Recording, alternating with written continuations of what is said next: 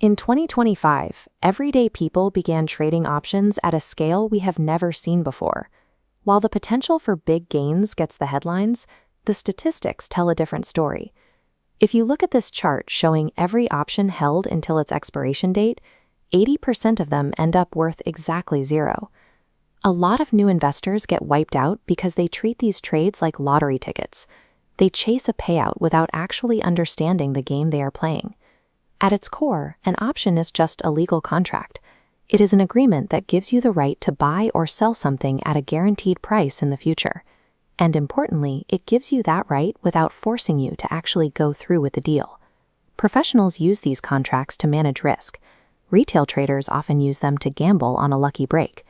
The outcome depends entirely on whether you are using the agreement as insurance or a lottery ticket. Let's say you are looking at a house priced at $500,000 and you think the neighborhood is about to boom. You might offer the seller a $4,000 non-refundable deposit today. In exchange, they promise to hold the price at $500,000 for you until next month. This table shows how that exact idea translates to Wall Street. That $4,000 deposit is what traders call the premium. That locked-in house price is your strike price, and next month, that is your expiration date. We can apply this exact logic to buying what is known as a call option. Instead of a house, imagine you want the right to buy 100 shares of Apple stock. You agree to a strike price of $210 a share and pay a $400 premium to lock it in. This equation shows where the math gets interesting. If Apple climbs to $225, you get to exercise your right to buy those shares at your cheaper, locked-in rate. Even after subtracting your initial premium, you walk away with $1,100 in profit. You more than doubled your money from a $400 investment. But what happens if the stock drops to $205? You simply walk away. Because it is an option, you are not obligated to buy the shares at a loss. Your risk is strictly capped at that $400 premium you paid up front. That is the appeal of a call option. It gives you upside potential on a stock, while guaranteeing your maximum possible loss is limited exactly to what you paid to enter the trade. Options aren't just for predicting growth. They are also used to protect against a crash. When you buy a $30,000 car, you might pay an $800 yearly premium to an insurance company just in case you wreck it. In the stock market, you can buy crash insurance using a put option. Imagine you own shares of Tesla, and you are worried the market might take a sudden dive. This chart shows how a put works as a safety net. You buy a put option with a strike price of $280, paying an $800 premium. If Tesla's price plummets to $240, your option creates a hard floor.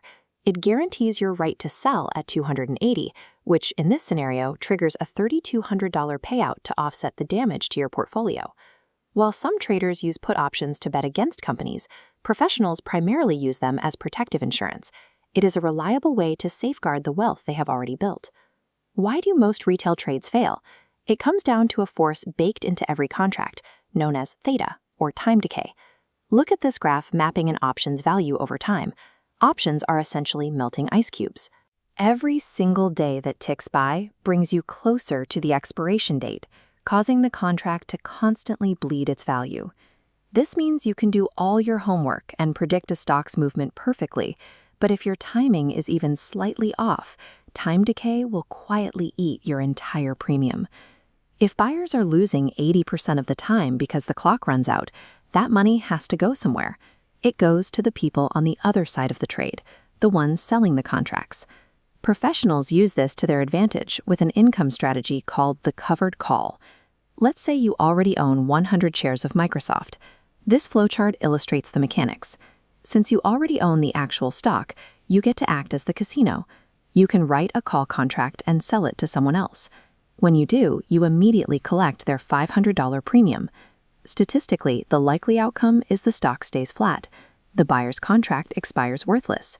You keep your shares and the premium. However, selling contracts without owning the actual stock first, a practice called selling naked options, is dangerous. It exposes you to mathematically unlimited losses if the market suddenly turns against you. Options are tools. Used carefully through covered calls and protective puts, they can generate steady income and ensure your savings.